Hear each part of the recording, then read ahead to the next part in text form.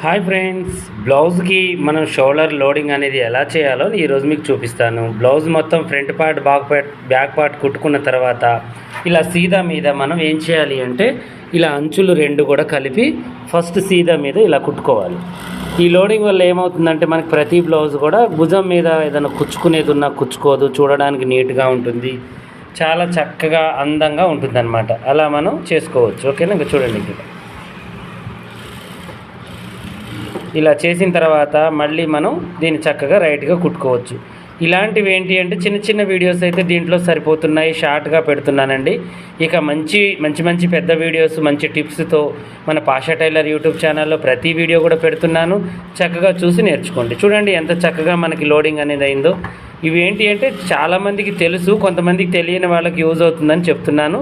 కొంచెం కట్ చేసుకునేటప్పుడే ఒక 1/4 ఇంచ్ ఖర్చు ఎక్కువగా పెట్టుకుని ఇలా చేసుకుంటే సరిపోతుంది.